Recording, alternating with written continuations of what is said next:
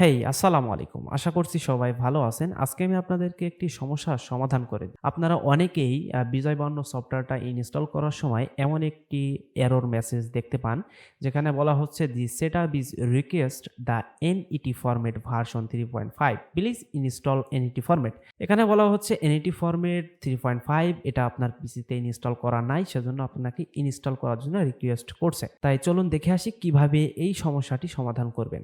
সমস্যাটি সমাধান করার জন্য আপনাদেরকে যেতে হবে কন্ট্রোল প্যানেল। সার্চ বার থেকে কন্ট্রোল প্যানেল বলে সার্চ দিলে আপনারা কন্ট্রোল প্যানেল পেয়ে যাবেন। এখান থেকে আপনাদেরকে যেতে হবে সিস্টেম অ্যান্ড সিকিউরিটি, এখান থেকে যেতে হবে প্রোগ্রাম। প্রোগ্রামে যাওয়ার পরে এখান থেকে টার্ন উইন্ডোজ এখানে ক্লিক করবেন। ক্লিক করার পর উপরে সর্বপ্রথম দেখতে পাচ্ছেন এনইটি ফরম্যাট 3.5।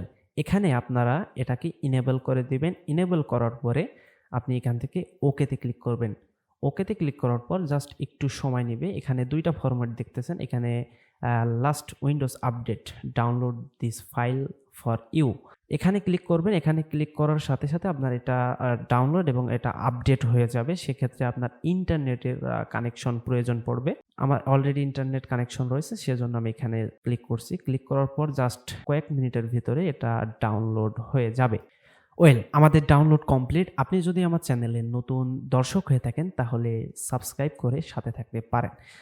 আমরা দ্বিতীয় স্টেপে চলে যাই। এখান থেকে জাস্ট আমরা ক্লোজে ক্লিক করব। ক্লোজে ক্লিক করার পর আমরা এখান থেকে বেরিয়ে আসব।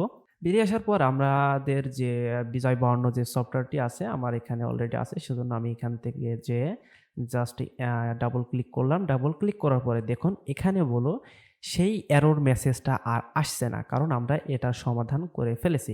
সেজন্য আমরা এখান থেকে জাস্ট নেক্সটে ক্লিক করব। নেক্সটে ক্লিক করার পর আবার নেক্সটে ক্লিক করার পর এখানে আইএগ্রি দিয়ে দিব। নেক্সটে ক্লিক করব।